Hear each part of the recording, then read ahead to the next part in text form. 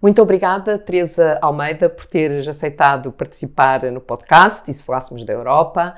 Tu hoje és presidente da Comissão de Coordenação e Desenvolvimento Regional da região de Lisboa e Val do Tejo, mas nós hoje vamos falar sobre o mar. Também és vice-presidente do Arco Atlântico e, portanto, vamos falar sobre o mar. Falando sobre o mar, falamos sobre economia azul, porque tu, no passado, já tiveste responsabilidade no programa do mar. Portanto, talvez pudéssemos começar por poderes partilhar connosco o interesse, digamos, o que é que o mar representa como fator para a economia e depois talvez passarmos para a importância do mar na transição ambiental. Mas começarmos pelo mar na economia azul. Muito obrigada. Muito obrigada pelo convite e por ter também esta oportunidade num tema que nos convoca sempre para um imaginário, não é? Eu acho que nós, desde crianças, que vivemos com esta ligação ao mar, que, enfim, com o passado todo que tivemos e com ele aqui tão próximo e todo o seu potencial. E, portanto, é uma matéria que vem crescendo connosco e para o qual, muitas vezes, com alguma frustração, naquilo que não conseguimos ainda potenciar neste grande oceano, que é o Oceano Atlântico e que tanto nos inspira em tantas matérias. Eu diria até que antes dessa função que tive como gestora do Mar 2020, e aí o tema era o único, era o mar, e portanto era em pleno, eu tive uma função na Câmara de Lisboa, à frente de uma estrutura de missão que preparou o Europa 2020, que se iniciou em 2012 e em que definimos para a capital, para Lisboa, no fundo, as áreas temáticas e as áreas de foco numa estratégia de desenvolvimento que foi muito enriquecedora e lá estava Lisboa, capital do mar, uma vez que somos a única capital atlântica que a Europa tem e, portanto, isso também é inspirador naquilo que possamos representar ou capitalizar nessa motivação. Portanto, desde aí que tenho explorado este potencial, obviamente que aquela parte que estará mais desenvolvida no contexto atual é da investigação e conhecimento. Nós começamos a ter uma capacitação já com alguma importância nestas áreas, quer em centros dedicados que existem, quer nas próprias universidades que começam também a desenvolver a temática do mar. E é uma das áreas fascinantes, não é? Sim.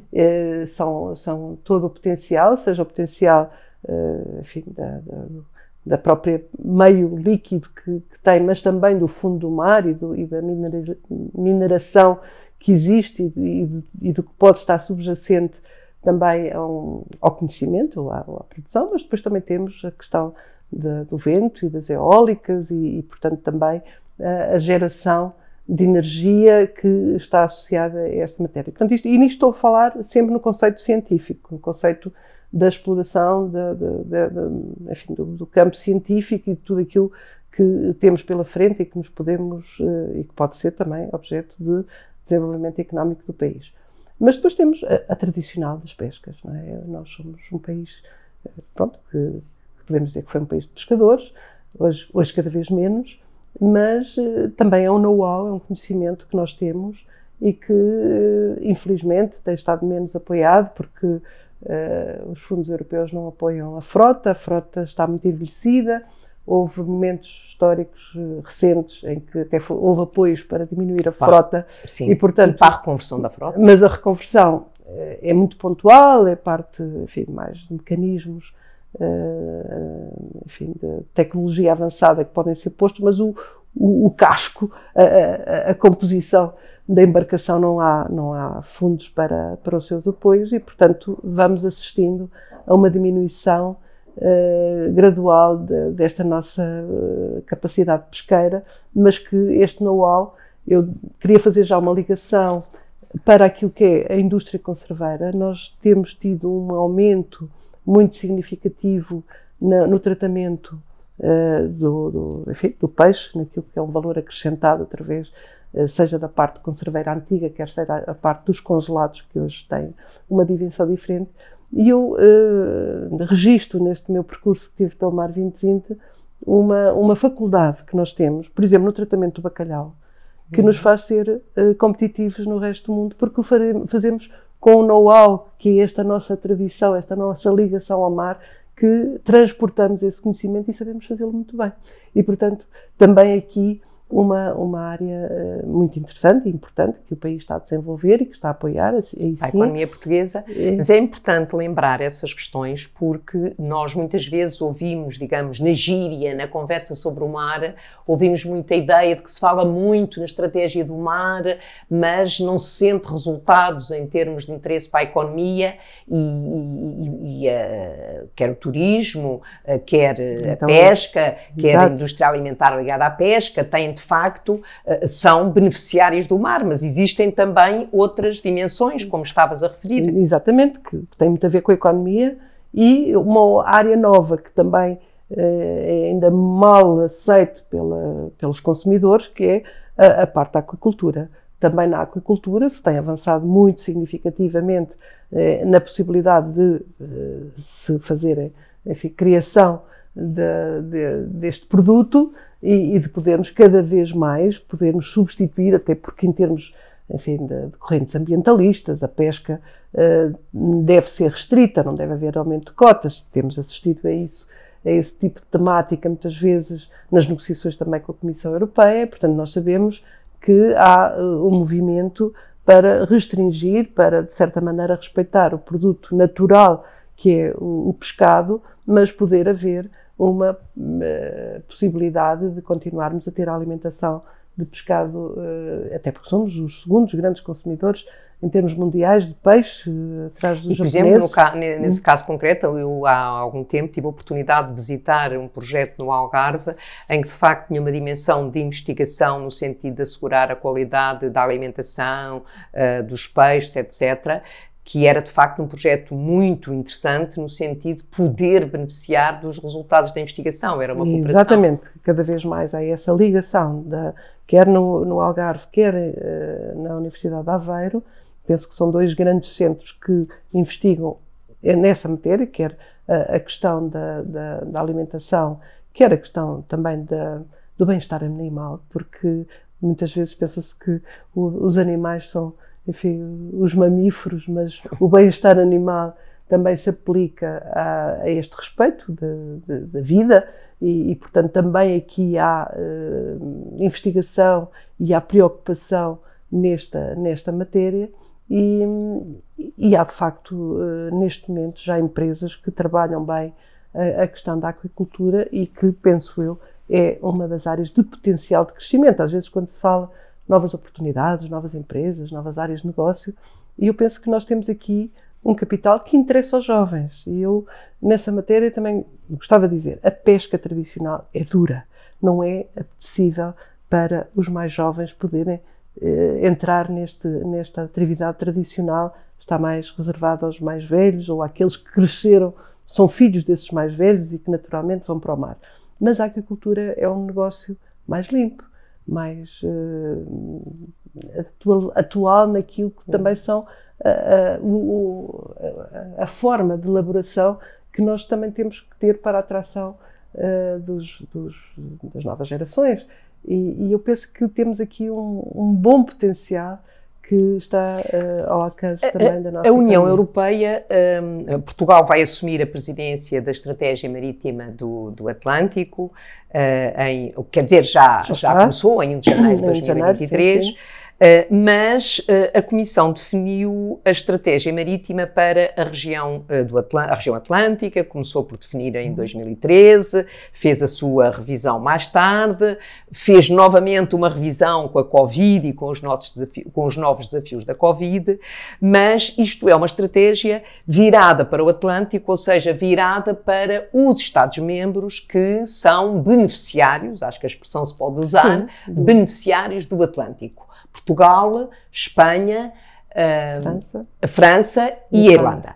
E, portanto, temos aqui uma estratégia que, do meu ponto de vista, tem um plano de ação em que o objetivo é exatamente libertar o potencial da economia azul na região atlântica e reflete um conjunto de compromissos globais que exatamente visam conjugar a economia azul, a questão da preservação das espécies, portanto, a questão ecológica, a questão da biodiversidade e a questão da transição climática. E o que é interessante nesta estratégia é que temos aqui 4 pilares, digamos. Um que tem a ver com os portos e, portanto, todo o apoio que possa ser feito para que os portos possam ser catalisadores da atividade económica. Tem as competências azuis do futuro e a literacia do oceano, que é uma dimensão que eu acho muito interessante. E depois tem toda a questão relacionada com as renováveis ou com os oceanos saudáveis e a zona costeira saudáveis. Como é que Portugal se situa nesta dimensão? Com as responsabilidades que tens também nesta área, como é que Portugal se situa aqui? Porque trata-se, digamos, de uma política europeia, mas que neste caso está muito centrada em 4 países. Exatamente. Esses países, coincidentemente, organizaram-se e estão organizados na dita Comissão do Arco Atlântico e, portanto, de certa maneira, há aqui uma sobreposição de interesse tratada em diferentes instâncias, em que neste momento estamos efetivamente a presidir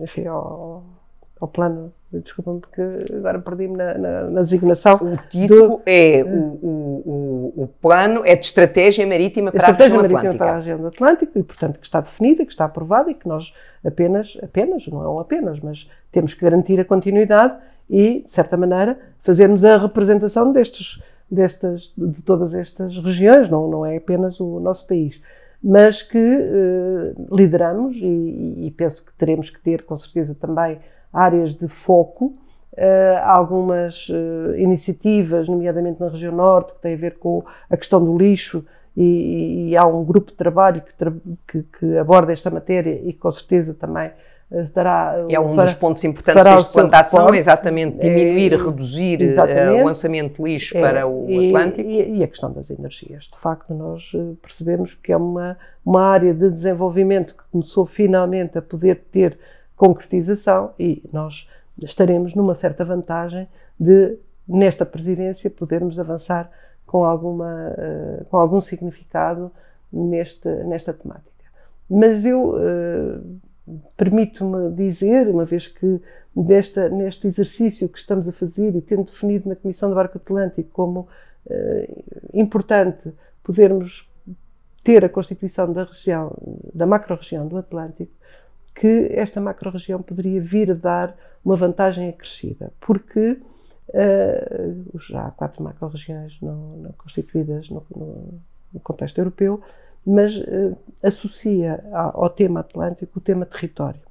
E eu penso que a visão que nos interessará a todos, e falo dos 4 países que estão associados, é a possibilidade de podermos trabalhar o tema do Atlântico também com todo o potencial que o território pode acrescer à matéria em termos de convergência geográfica. Em termos de convergência, nós todos elaboramos para esta programação 2030 estratégias, a estratégia de especialização inteligente, que tem muito a ver com a questão da economia, desenvolvimento económico de cada uma das regiões, e todos temos na nossa estratégia de desenvolvimento inteligente o tema mar. Portanto, eu penso que é comum, temos feito também um trabalho transversal de identificação dessas estratégias regionais e onde é que encontramos pontos de comunhão que nos permita evoluir em conjunto, de uma forma integrada, e desde a construção naval à questão portuária, à descarbonização dos portos e toda a parte, enfim, do respeito também pela natureza e pela biodiversidade, e que é um tema que nos preocupa muito, mas esta capacidade de podermos pensar para além da linha d'água e podermos ter o território associado, eu penso que será uma grande... A questão da biodiversidade nós impusemos, o Parlamento Europeu, nas negociações do quadro financeiro plurianual, ou seja, do orçamento plurianual da União Europeia 21-27, onde sai o PT 2030, nós impusemos que 10% do financiamento do programa, do financiamento disponível, tinha que ser utilizado na manutenção da biodiversidade. Exatamente, eu penso que esse é um dos temas que está presente e que é muito transversal, não é? Sim, é um tema que... É do mar, não só do mar, mas o mar tem uma dimensão muito importante. Importa toda a atividade e, portanto, eu diria que tem que estar presente na economia, no desenvolvimento e na forma como hoje elaboramos, nos movimentamos e por isso eu advogo e espero que seja efetivamente uma oportunidade que não nos passe ao lado, porque eu diria até que a própria Comissão tem interesse neste tipo de agregação temática que está instituída, como eu digo, já há 4 macro-regiões constituídas e esta do Atlântico teria também a vantagem de recentrar parte das políticas europeias para o Ocidente. Mas nesse, digamos, na procura de estratégias comuns, o que, como estavas a dizer há pouco, tens colaborado com os outros parceiros desses países, significa que nos respectivos programas nacionais, no nosso PT 2030, Espanha 2030, França Exatamente. 2030, Irlanda 2030, puseram-se de acordo no sentido de terem estratégias comuns, evidentemente, no respeito dos interesses nacionais, porque somos 4 países, mas cada um tem os seus interesses, mas têm feito um trabalho conjunto no sentido de terem projetos comuns, objetivos comuns. Eu diria que não foi um propósito antecipado, certo. É um reconhecimento a posteriori. Portanto, quando identificámos todas as nossas estratégias no contexto destas regiões que são banhadas pelo Atlântico, efetivamente todas tinham colocado o Atlântico como nos seus planos, nos seus planos e nas suas estratégias de especialização inteligente. Portanto, já é uma matéria adquirida. Agora, tem projetos transnacionais, ou seja, tem projetos em que haja institutos de investigação portugueses, espanhóis, franceses que trabalhem em conjunto? É isso que queremos incentivar. Neste momento, do nosso conhecimento, há uma grande colaboração entre o Norte de Portugal e a Galiza. E, efetivamente, eles são pioneiros nesta capacidade de trabalharem conjuntamente. Esse projeto conheço, de alguns anos que eles fazem um trabalho muito interessante. Sim. E, portanto, eles são, enfim, de certa maneira, os nossos pilotos. Nós pomos-los sempre em cima da mesa porque já estão a fazer um belo trabalho conjunto e pode ser replicado. E, efetivamente, nós, Lisboa, encontramos muitos pontos de contacto com a Aquitânia, porque temos uma similitude na forma como desenvolvemos também o nosso potencial atlântico, que pode ser interessante começarmos a trabalhar em conjunto. E agora saindo do Atlântico, ou seja, nós temos mar para além do Atlântico, temos os outros mares, evidentemente, em torno da União Europeia, mas na zona continental, mas temos regiões ultraperiféricas para além do Atlântico, as regiões ultraperiféricas francesas, por exemplo. Como é que vês, do ponto de vista, e tendo essas regiões, temos mais mar?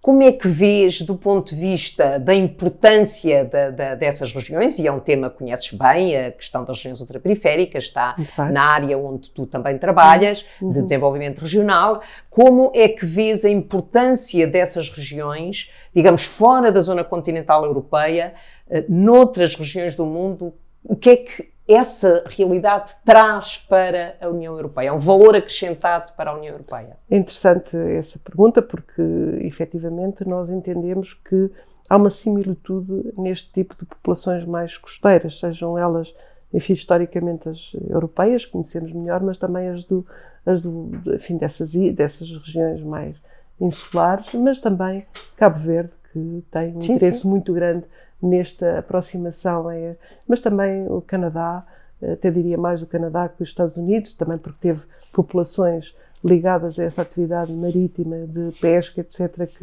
que se relacionaram sempre através do tempo e, portanto, eu acho que nós temos aqui um grande potencial desse tipo de relacionamento com estas populações que viveram a economia do mar tradicional, mas que hoje também estão à procura dos mesmos desafios e que é, efetivamente, muito interessante, importante e que nos pode transportar numa capacidade de sairmos do nosso espaço europeu e de podermos constituir, neste contexto atlântico, uma comunidade. Eu costumo dizer que, exatamente, eu penso que estas regiões ultraperiféricas têm, inclusivamente, um valor geoestratégico para a União Europeia, porque, pela sua localização, tem um valor geoestratégico, num quadro multilateral, tem um valor geoestratégico importante para a União Europeia. Mas há ainda um outro tema que eu gostaria de conversar contigo, ainda ligado ao tema do mar, que é este tratado, este acordo no âmbito das Nações Unidas, no que diz respeito ao mar ao mar internacional que fica fora, digamos, das regiões exclusivas. Como é que vês a importância deste acordo? Ao que parece foi um acordo muito difícil de atingir, mas o secretário-geral das Nações Unidas veio manifestar, e com razão, a sua satisfação por ter sido possível, há umas semanas, chegar a este acordo.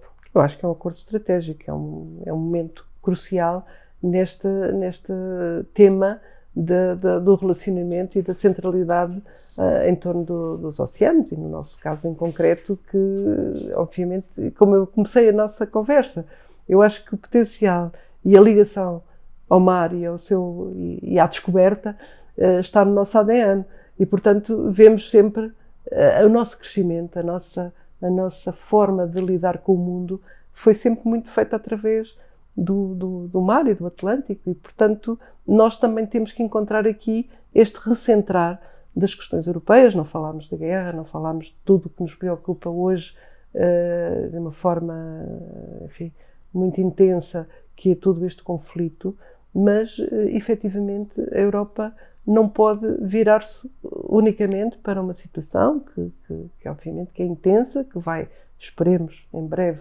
obrigar a uma reconstrução, depois a paz poder ser instituída, mas que o eixo cada vez estará mais centrado nessa zona leste, e nós agora, com este acordo, com esta possibilidade de podermos voltar a ter mundo e a ter, enfim, horizonte nesta nossa fronteira, eu penso que efetivamente... E eu percebi que este tratado internacional, que este acordo, tem uma dimensão investigação muito significativa, mesmo com a criação de um instituto de investigação. Portanto, tem aqui uma dimensão muito importante no sentido de alargar a outras regiões algumas das dimensões que falaste há pouco, que são dimensões que estão muito presentes no arco atlântico. Exatamente, é isso que eu penso que nós estamos obrigados a fazer inovação, a fazer investigação. Quer dizer, a nossa afirmação no mundo não tem outra forma